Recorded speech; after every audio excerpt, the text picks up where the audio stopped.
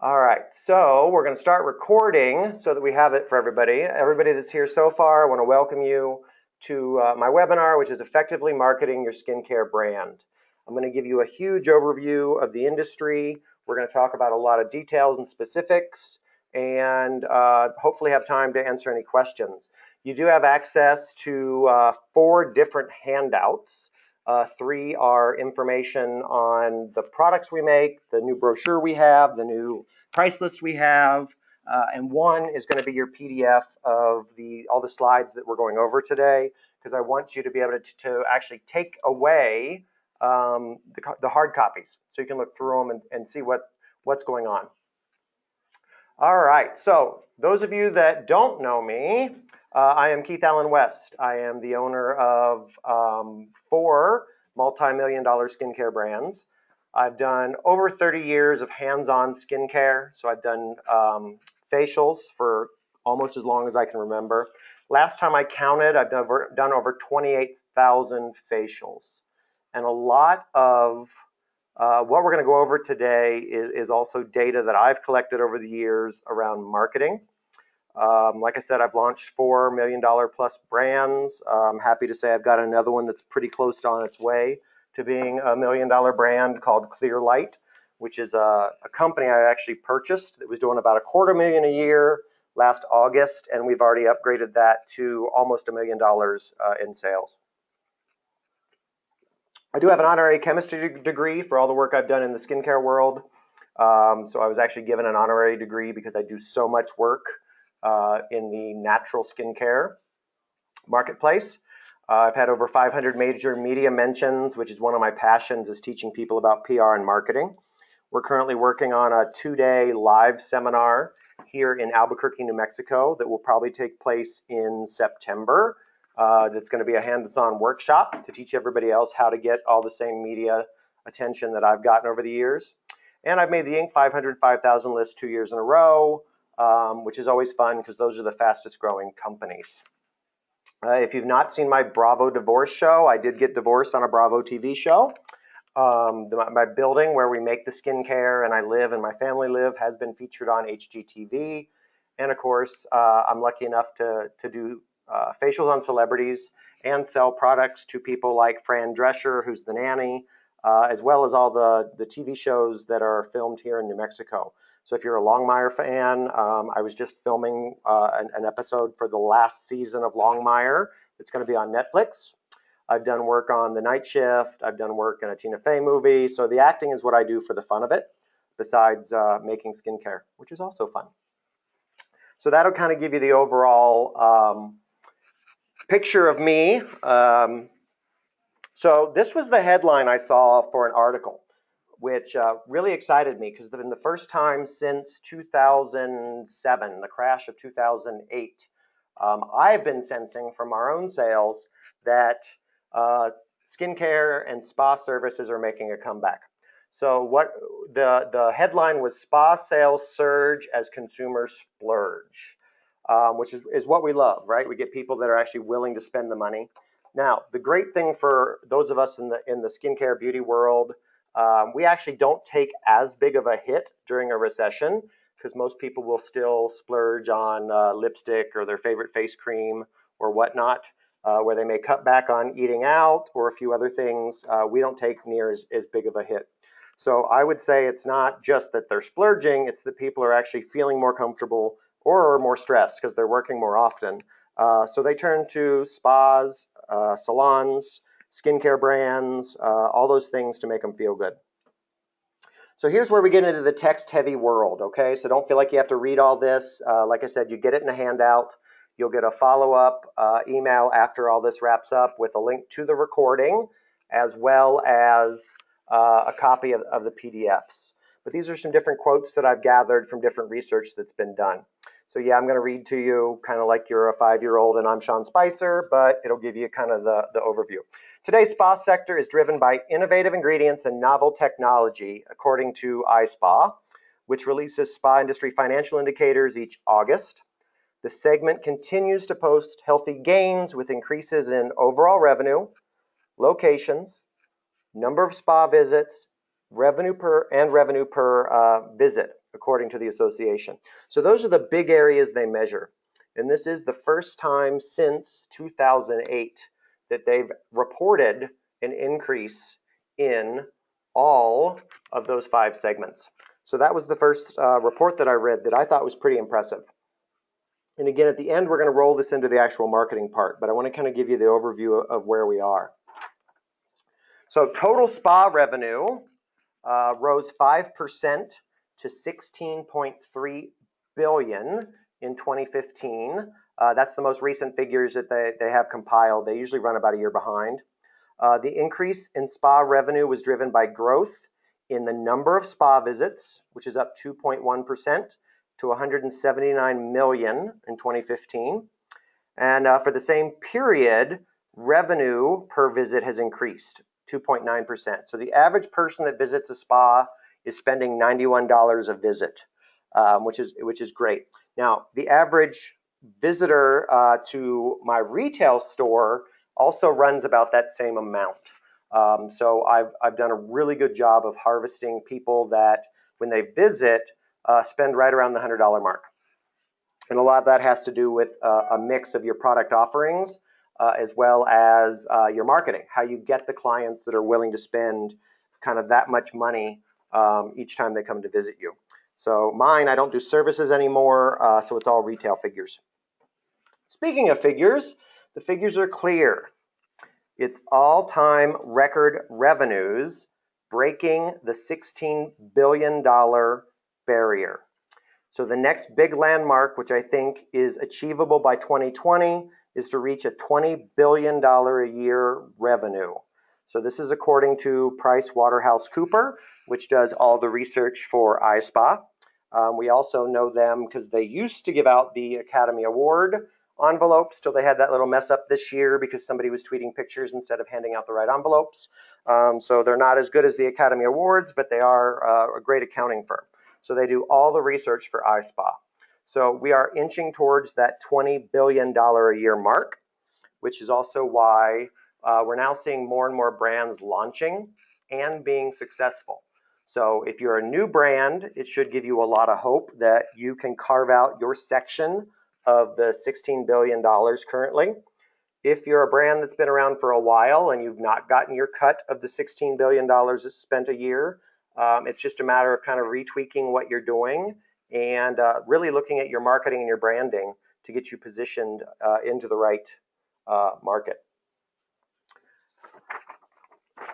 So the other thing that's great for those of us that wholesale our products is new spa openings are estimated to have exceeded spa closures by a margin of 360 in 2015. So before 2015, we actually had more spas closing every year compared to the number opening.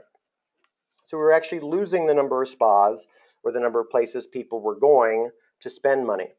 So total number of spa locations is now up by 1.8%. So in the US, we have 21,020 spas as of this point, representing the first time the number of spa locations has exceeded 21,000 since the pre-recession peak of 21,300 all the way back in 2008. So the great news there is that we are getting back to what I remember as a very good time when I was just starting Wild West Skincare, or the predecessor to that. So if you're like me and you are a manufacturer, the good news is there's now 21,000 places nationwide that are potential spas to carry your products. If you sell direct to consumer, the good news that we covered earlier is people are spending more money. So people who are coming to see you for a facial actually have more money to spend. They're willing to spend more money. We just have to be willing to ask for it. So we're excited to reach that 21,000 mark so we can really see the potential growth. Now, this was probably the most exciting statistic that I found in all of my research. Prestige skincare, all right? So those aren't your regular brands like a Dermalogica or whatnot. These are prestige skincare. So these are the brands that are going to cost you more. We're looking at $100 or more per, like for example, a moisturizer or whatnot.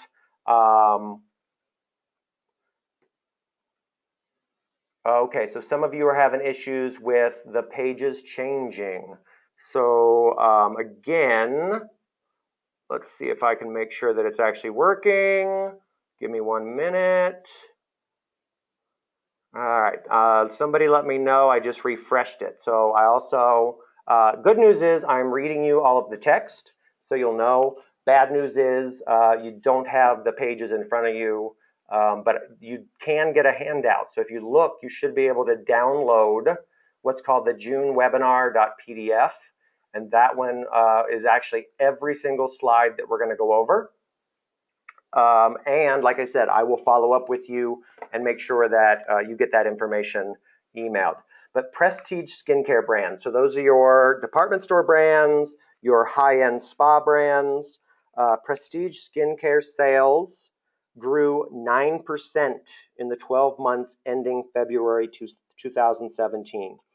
During this time, the total prestige skincare market grew just 3%. According to NPD, who does all the research into retail skincare. So the important news for us is the entire market is grown by 3%, but the sales have actually grown by 9%. So this is one of the reasons that when I'm doing personal branding work with companies, especially if you're a new company, or even if you're one that a company that has been around for a while, you've got to be able to offer a higher end version of what you're doing. So what that means is if you're selling your moisturizers you get from me or from somebody else for $60, there's people that come to see you that would be happy to pay $120 for a moisturizer, but you got to have it on the shelf and you got to market it as a prestige brand in order to get people excited by it and that want to spend the money. So car companies do this all the time, right? So you have your entry-level Mercedes, then the higher versions of Mercedes are going to cost you more money. They come with more bells and whistles. But if Mercedes only offered one car brand, then people would actually outgrow Mercedes. They would want something that offered them more and end up switching to BMW or Audi, or in my case, Range Rover. So it depends on what the people are looking for. So having prestige brands is actually going to get you a way to very quickly grow revenue, because you're tapping into a market that's happy to pay more if you had products there that were offered at that higher price point. Now this is another thing, before I had the statistics here to prove it, when I bought Clearlight last year, they were not a premium brand. So we actually did a complete rebrand. We did a 20% across the board price increase, and then upgraded everything to be organic, natural, and wildcrafted, and have still almost tripled revenue by bringing in new customers, and the customers we have spending more money on each purchase. So that'll give you kind of an idea of another way to bring in money, is to go after the prestige market. Dr. Neil Kitchen is Chief Operating Officer of Hydropeptide of Seattle, and he says his brand is having success at high-end spas like Premier 57 in New York City and Spa Del Rey at the Ritz-Carlton in Marina Del Rey, California. He told Happy, which is the magazine that did a great article on prestige brands, that clients are looking for 2 specific qualities for their products and services. So immediate and long-term results, and most importantly, a luxurious experience. So this is where your high-end brand is going to have to come in and even offer more than what your regular products would be offering, meaning more luxurious, better results, etc. But that's where we're seeing the largest growth is in the luxury market. Now, according to spa industry tastemakers, there is a cornucopia of creative delivery systems and novel components that are expanding the skincare sector. According to Reportage, one of the biggest trends is face masks. And this one really impressed me because face masks, especially in the spa setting, have always been one of the slower products as far as making money. So people tended not to buy face masks from spas. They loved them, right? The favorite part of a facial they were getting or whatnot was always the mask because it usually smelled good, it tingled, it felt good. You know, it gave them a huge response, but they often wouldn't buy it. And my theory has always been that it's just that we've not done a good job selling it.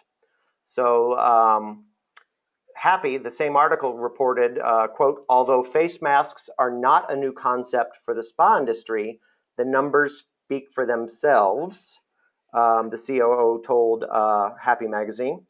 And according to Data Monitor, who does track all those sales, from 2010 to 2015, overall face mask sales rose nearly 73%, and face masks alone are now are contributing $5 billion to the wellness industry. And Data Monitor expects those sales to exceed $7.4 billion by 2020. So we've got 3 years of growth. We're looking at if you're not selling masks, you're not demoing masks in your retail store, or you're not selling fun and exciting masks on Amazon, this is another huge growth opportunity for you. And even people, for example, in my retail store, because we're not doing facials, we will do demos on clients on the back of their hand to show them how a mask feels. It allows them to smell it. It allows them to feel the texture. And then we can wipe that off with a tissue or rinse, have them compare the hand without the mask to the hand that had the mask, and they do see immediate results. So even if you're telling me, Keith, we don't do spa services, you're missing out on a chance to do sales just by doing some demos. If any of you have been to Lush, which is just over 1,000 stores around the world, Lush is kind of that foo-foo, over-scented, synthetic, smell-good stuff. They do some natural things, but most of it is not natural for the smell-good part. But they have a rule that they train all their employees on. So every person the employees interact with, the employee is supposed to do 5 product demos on every single client. So if you ever go into a store and they're not terribly swamped where they have time to work with you, they actually ask really good questions. They take you around, demo different products on you, have you smell different products, have you touch and feel. So they do a great job in just a retail setting of getting people to experience all products, but especially masks. So that is one of the ways that through a few of my coaching clients, we've been looking at what masks do we add, and then what is the training protocol or the in-store demo protocol for the ideal client to purchase those and take them with them. So that's actually worked out really well as a way to increase sales, but also to do it in a fashion that exceeds the current sales just on the current products. All right, so one of the things that I'm always hearing about from people and people are coming to me to create for them are custom formulations with these different ingredients. All right, so many ingredients have been discovered, launched, and improved upon, but an important initiative is ensuring ingredients are combined in a meaningful way so that they amplify the benefits to the skin. So this is where all of my formulations have been done so that number one, the different products play well together, but number two, and most important, is all the ingredients in a product are actually synergistic. So synergistic formulas that use tried and true ingredients with new technologies or ingredients can dramatically impact skin health. So I explain that to people as why we take a multivitamin. we can all go out to GNC or another store and we might get some CoQ10 and we might get some fish oil. Oh, and vitamin C sounds good, so we get those three things and we take them home and we take them. We'll actually get a better benefit to our body by taking a multivitamin. A multivitamin has that vast array of stuff that we may or may not have heard of, but it is formulated synergistically so that by having those ingredients in those amounts, the vitamin is actually better absorbed by our body, and we get more benefit out of using that vitamin. So skincare should be the same way, and that's what we're seeing is by mixing the right ingredients together, we actually get a much better impact than we do out of just one ingredient. So most of you know vitamin C has been extremely popular. That's the reason we launched the vitamin C with CoQ10 and ferulic acid, is when you combine those three things together, they all outperform even the highest percentages of a single ingredient. So getting those together is what's going to give us the greatest benefit. Now, for those of us that have spas or stores or deal with professional skincare, this report was great for us. So the professional skincare market in the US is expected to grow at a compound annual growth rate of 4.5% through 2021. That's supported by positive performance in every distribution channel. So that's retail stores, spas, online stores. So those of you that don't know, Amazon has started selling professional, that's in quotes of course, professional skincare, active new product innovation, consumer demand for skin treatments, and the increased focus on e-commerce business are some key factors to fuel growth in the market. So that's another thing that I've been working on with people who already have one brand, is to actually create either a sub-brand, right, which is your prestige professional only brand, or a professional only line within your brand, or a completely separate brand, depending upon how you want to do it, that is marketed and positioned as professional skincare. So you see this a lot when you go shopping for frozen dinners, right? Because they tell you it's restaurant quality. So what that means is nothing really, but it's a made-up word that makes people feel better about it. So when skincare says professional skincare or prestige skincare, it gives them a different idea, a different thought as far as what they're getting out of it. So that's another way to look at it, is what can you do to create a professional line, or if you have a professional line, what do we need to do in order to market it? Because you're going to get more sales out of getting that product in front of way more people. So there's a couple of growth models for you there. You want to look at prestige brands, right? Either creating your own prestige, or some of the people I'm working with right now are really in the process of rebranding. They launched their skincare back like in 2008 when they started working with me in my lab. And now that their spa has changed, or they've sold their spa, but they want to continue selling the product, they're actually working now on that rebranding process, or creating something new and exciting to launch under either prestige or professional.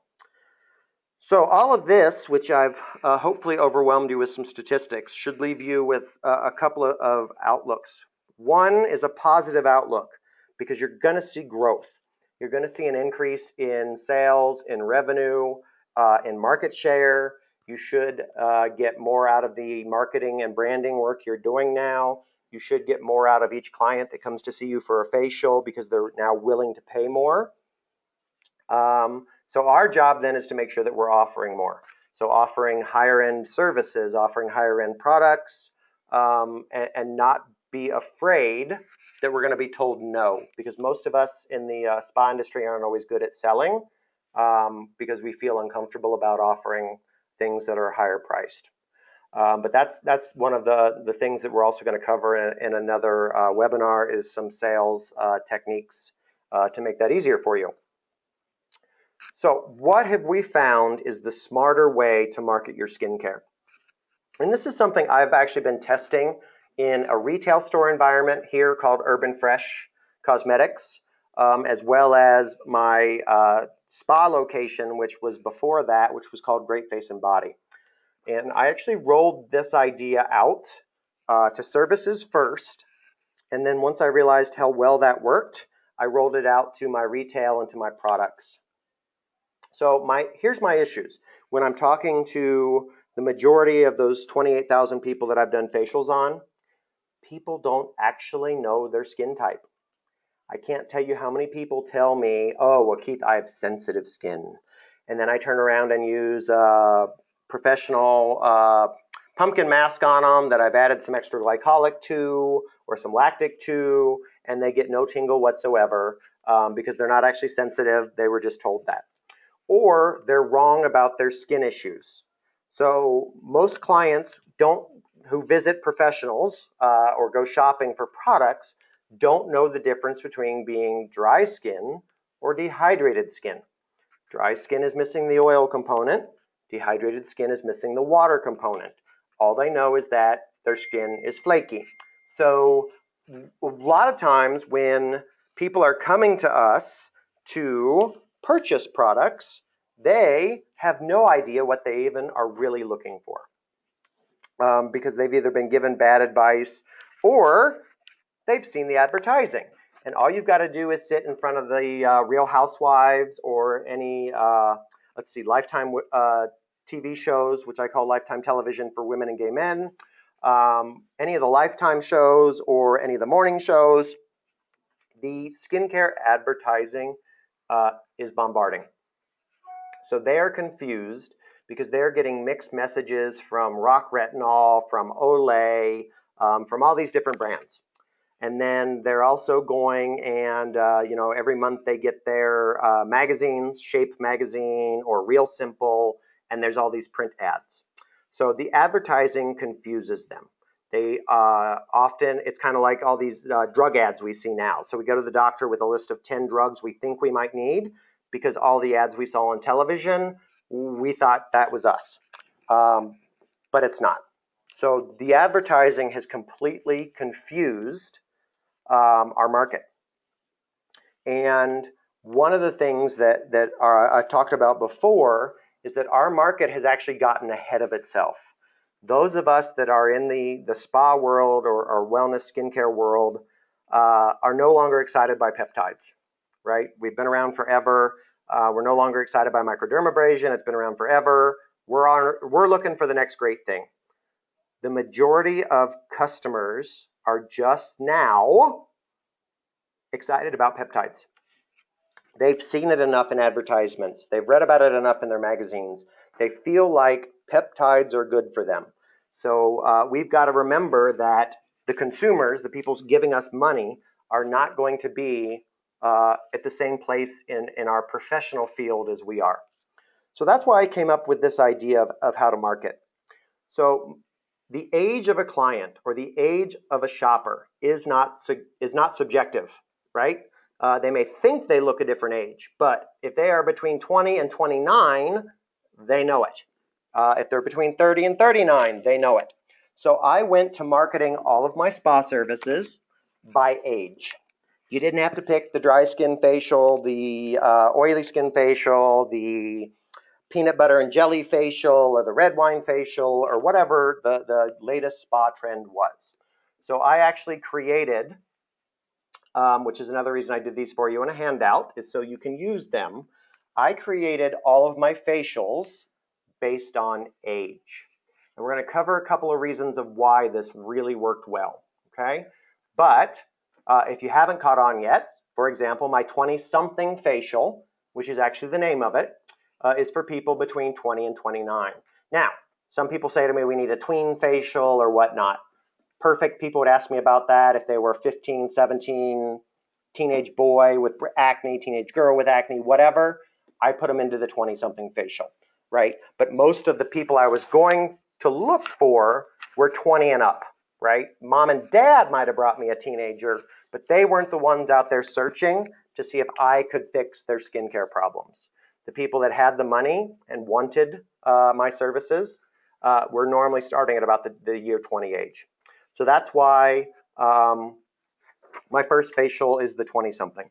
So I'm going to go through all of these just to give you a little bit of an overview. And like I said, even if you can't see the screen, you're going to get a PDF. If you can't download it, that's fine too. You're going to get a follow-up email. So don't panic. So 20-something is about keeping it fresh. There's no doubt about it. The 20s are a tough time for your skin. Late night school hormones and a lifestyle free of strict regimens and habits can wreak havoc on young skin. So that's that age group. Now, the other thing that's great is when I priced these facials, this was my most affordable facial. So each facial, so the 30-something is more expensive than the 20-something. The 50-something is more expensive than the 40-something, right? So they build on each other because also most of the clients we deal with, as they get older, have more money to spend and need products to match that are going to have more expensive ingredients. So they're going to pay more. So the 20-something facial, depending upon your market, I did all of mine. This was my cheapest facial. So my 20-something facial was $129. My 30-something facial was $139. So there wasn't a big difference. So, but if that's not your market, then maybe your 20-something facial falls into your $69 or $79 range. And then it's kind of like those 3 versions of gasoline you can now buy, right? Like it's $1.97 a gallon unless you want the plus or the extra or the ultra. However, pricing makes sense in your head, but just know that from my 7 years of research into the service and the retail, the people that are the older ones are the ones spending more money and buying the better products. So they're happy to do it. So that's your 20-something. 30-something is for people 30 to 39. It's no longer subjective as far as what it is. It's how old are you? My clients automatically knew that they were 39 when they got this facial, but the next time they came to see me was after their birthday, so they were moved up to the 40-something. Simple for people to figure it out. There was no thinking. It made the front desk life a lot easier. It made online booking a lot easier. Everybody knew exactly what they needed and exactly which one to book. So 30-something is making it glow. The 30s, the decade of your life when the sun-soaked, carefree lifestyle of your teens and 20s can catch up with you. Fine lines, wrinkles, and sun damage start to appear, and spa treatments and home care regimes to treat any existing sun damage will have the added benefit of helping to prevent further lines. So the products, which is what each of these may have had a different cleanser, different toner. We're going to talk about some of that in a little bit. But they went with what we were attempting to do in each one of these facials. All right. Let's get through the rest of these quickly so we can also start going over product stuff. 40-something facial. Woohoo! 40 to 49. Welcome to my world. Just turned 46 last week. I got to spend the week in Ireland. I got a ton of fabulous new organic ingredients to start testing in some skincare, so you'll see new stuff rolled out. But 40-something is repairing to tighten. As you age, it also becomes drier. Treatments that infuse the skin with moisture are especially good for mature skin. The often neglected skin on your neck can show age faster than your face by as much as 7 years. Our exclusive neck and décolleté treatment, which is included in this one, diminishes signs of age below the jawline. Another area to pay special attention to is the eyes. Our treatment targets the lines around the eyes and can help take years off your face. So that's, oh, I'm sorry, I lied to you. That's your 50-something. Yeah, 40-something is repairing to tighten. So that's about elasticity, looking for, solving the effects of gravity, the weakening of collagen, fat loss that makes the skin sag or look soft. That's your 40s. I already gave you the 50s, which the actual title for that one is Smoothing with a Lift. So that's the one that focuses on your drier skin of your 50s to 59s. Now, most of us don't like to talk about aging, and we may not like to ask people for their age, especially if we think that they're 60 and over. So I lump everybody from 60 on into what I call the none of your damn business facial. People like it. They laugh. It makes them feel comfortable. How old are you? It's none of your damn business. So that's the facial for them. And this one is pretty high tech. So it's working at the cell level to boost. Many of the treatments aimed at baby boomers are still important for spa guests in their 60s and 70s. Mature skin continues to need moisture and firming. Hydration treatments are critical, so we offer one of the ultimate experiences with our intense hydrating treatment. You'll arrive with dull, dry skin and leave with a genuine glow. The other thing I want you to realize when I'm reading these to you, and also when you get the hard copy and you get to look at it and you get to copy and paste, they are written from a feelings and look perspective. I've covered this with a lot of you all before. Get away from the technical garbage. Facials that are written as, first we're going to cleanse, and then we're going to scrub, and then we're going to mask. Boring, okay? If they just told me that I had a fabulous 8-course meal, all right, 6 courses, but you got the Amuse Boost first, and then my new exciting thing is what they called pre-dessert. So when I was in Dublin, I got to go to a Michelin star restaurant, which has been a goal of mine since I watched that fabulous movie called The 100-Foot Journey, which is about Michelin star restaurants, and we don't have a lot in the US.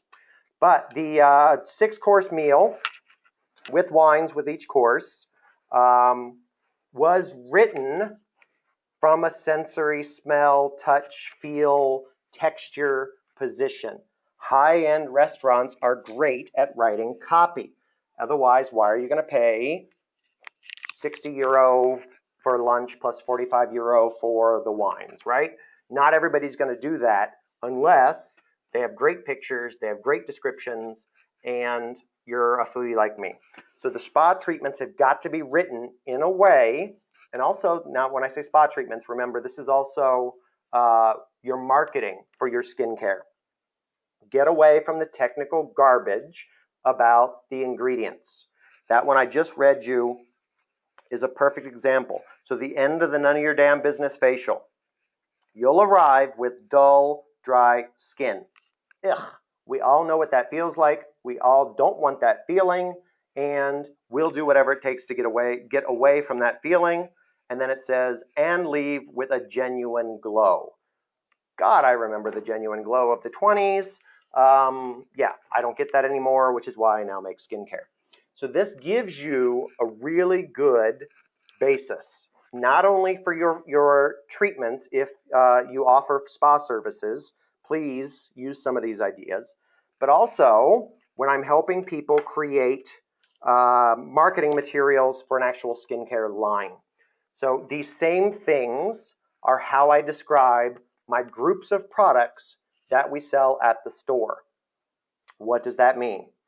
So what that means is, here I have for you my worksheet that I do with a lot of people. Because also, not everybody wants to have the exact same products in their groupings. So I can give you exactly what I think should fall into each one of these, but that also doesn't mean that that's how you want it. So therefore, if there's something different, we can actually go through them individually.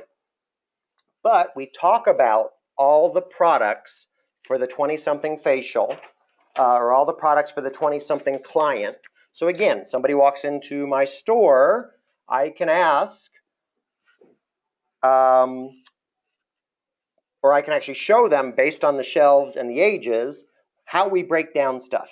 And then once we get to a point where they're like, I know they're in their 20s, I can ask them my favorite question, which is, if there were 2 things about your skin you wanted better, what's number 1? Get the information. What's number 2? Get the information. And then pick the category, cleanser, toner, exfoliant, serum, because not everybody's going to leave with a full package, right? I sell kits like crazy, and that's something else that I wanted to talk to you all about, is creating a kit for each of these age groups. When people have a 20-something facial and loved it, they will buy a $100 kit, which might have cleanser, toner, exfoliant, moisturizer, or whatever you want to create, right? So some kind of a kit is super easy to sell because they already had the 20-something facial, or if they're shopping with you, they already know they're in the 20-something line. So we can offer that kind of a kit, which also doubles as a travel kit. And some people love that as well. And then we also sell the larger versions of each of those products.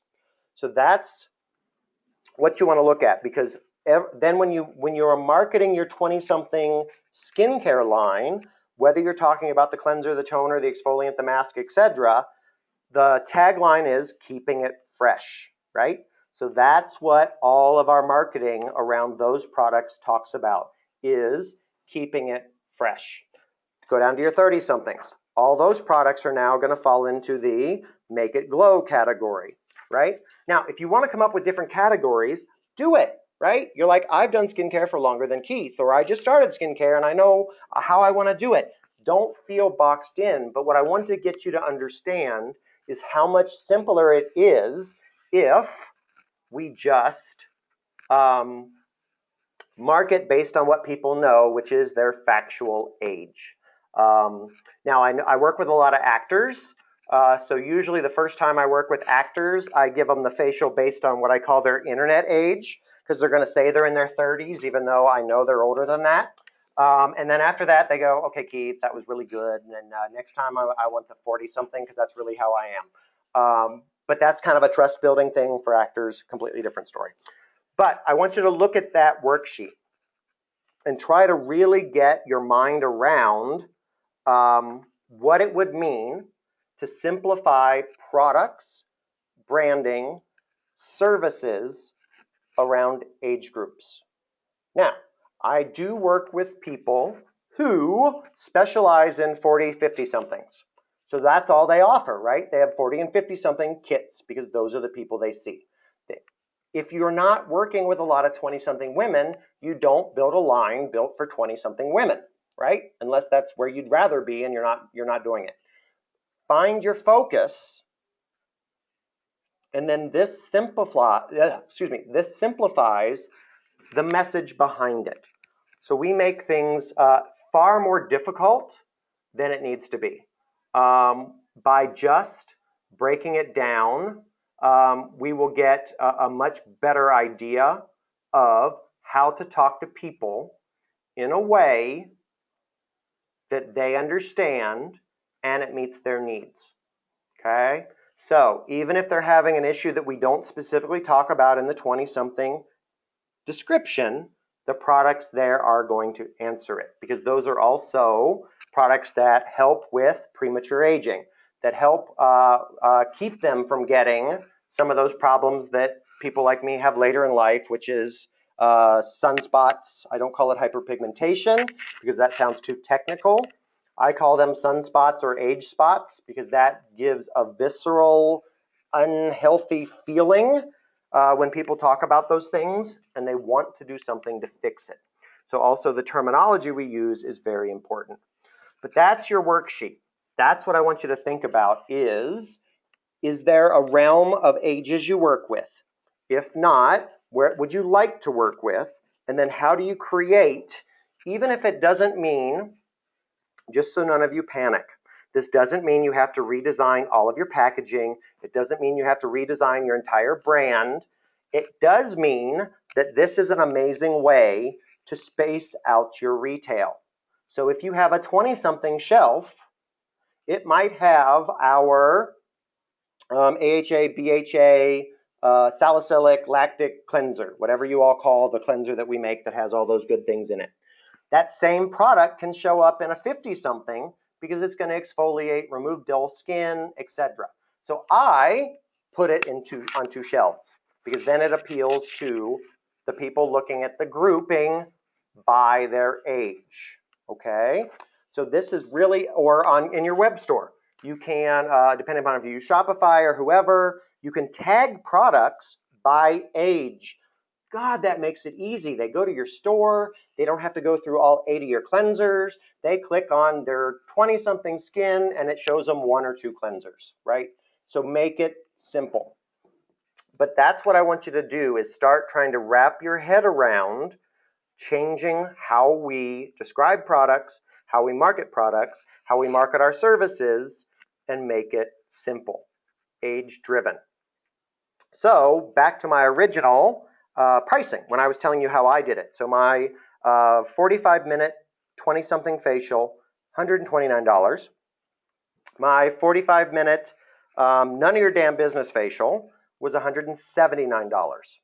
So that gave me growth, right? So my 20-somethings, they automatically at some point went to the next level because they were aging. It gave me also an opportunity to mix in some new stuff. So for example, somebody who's 27 who gets your 20-something facial you might want to market to them the eye cream from the 30-something or whatnot. So as the ages start to blur, you do have room to play with different products. So it doesn't keep you from being able to sell them the right thing. This is just a really simple way to get them thinking the way we do as professionals. All right. So my goal for you all is to take away all the data and statistics that we went over. And again, when you get the PDF from me, you're going to have a ton in there to look over. I want you to think about what you're selling now and how to enhance, change your marketing, your branding to sell more of that. I want you to think about what it would mean to create a prestige line, something above, price-wise, above, quality-wise, whatever you want to think of it as, than what you're already selling. That's not going to appeal to everybody, but it is going to appeal to a lot of people that want something premium or professional. So you have to remember, back to the car world, if all we all cared about was getting from point A to point B, we would buy a car that had 4 wheels, a steering wheel, a seat, and that's it, right? So we could all get away with the cheapest car on the market. There are people out there that want to get from point A to B, but they want to have leather seats, sunroof, 4-wheel drive, whatnot, and they're going to buy the cars that give them that option. Mazda got in trouble with this a few years ago because they kept people up through, which at the time was their higher end version. I can't remember the name of it now. But in the old days, they had a 323, a 626, and a 9 something. And each one was a little bigger car. It had a little more advantages. But then people topped out at their luxury model in their 30s. The people that were in their 40s, more successful, had to switch brands. So they didn't have an option for people that wanted that additional luxury. And then they would switch to an Audi or a BMW or a Mercedes. You're seeing this now with, I think Hyundai does a really good job with it because they launched a completely separate brand, which has a completely separate logo on it. It's the Hyundai Genesis. So it is still a Hyundai, but it doesn't have the Hyundai H-looking symbol on the front. It has something that they actually kind of stole from a Bentley. So it's got flags on it, or it kind of looks like a Chrysler, maybe 300.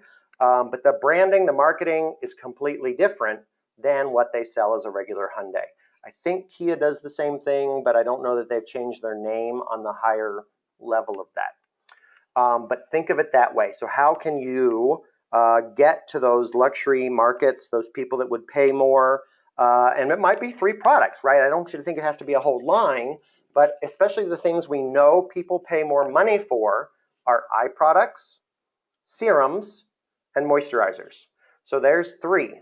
So your homework is to come up with 3 that is going to be a higher version, a higher level. Maybe that looks exactly the same as your level, but it has copper or gold or silver looking stripe on the top and bottom of the label, or it says your regular logo, but with the word premium above or below it. So we're not talking about a completely blow up, I got to spend more money on a website, got to spend more money on design.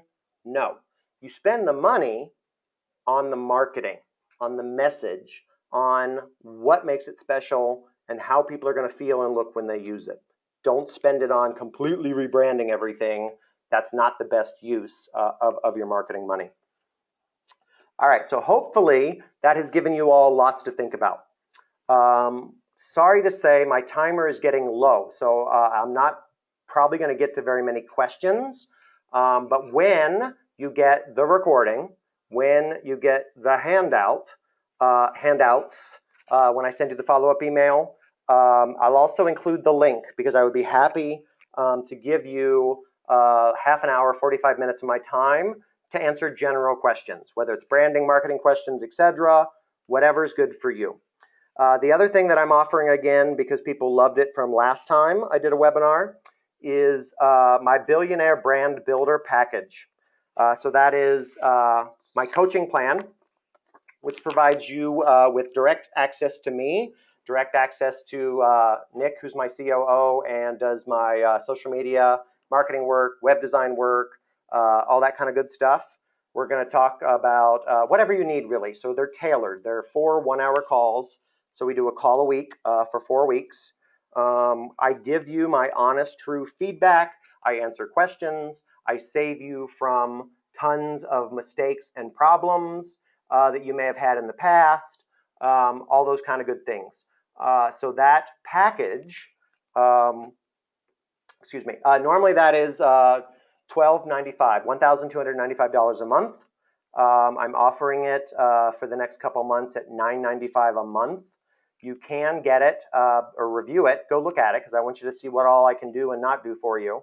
So if you go to wildwestskincare.com/branding-support, you can see it. Otherwise, if you just go to wildwestskincare.com, click on the branding packages, you'll see that as well. But your homework between now and then is to go back, look at your branding, look at your marketing, see what kind of questions you have for me. And then we can, like I said, I will include that link. I only take probably 4 or 5 non-paid phone calls a week, so you'll want to get that scheduled as quick as you can just to get a spot here pretty quickly. But I want to make sure that you get that option. Trying to see before this cuts me off if I can find a darn window to get to questions because it is not helping me one bit. Do any of you all have the chat window where you can type a question down at the bottom? Hold on, we're going to stop sharing the screen so I can see if I can actually get to questions. Give me a second here.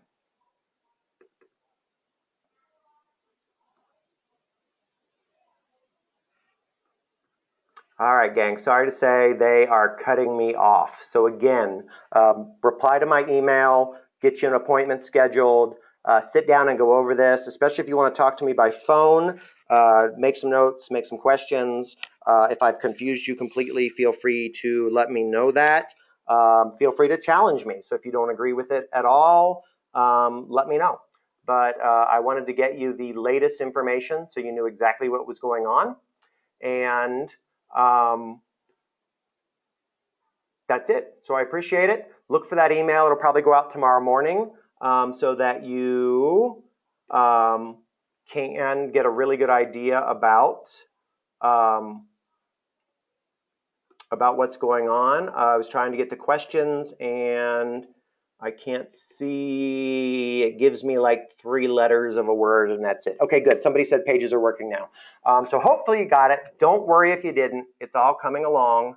The great news about the recording is you don't have to listen to me all drawn out. You can jump around, skip around, listen to part of it, make your staff listen to part of it, make your marketing people listen to part of it, or you get tired at night and want to listen to me before bed, you can do that as well. But thank you all. I appreciate it. And look for my next topic for next month, as well as some other things.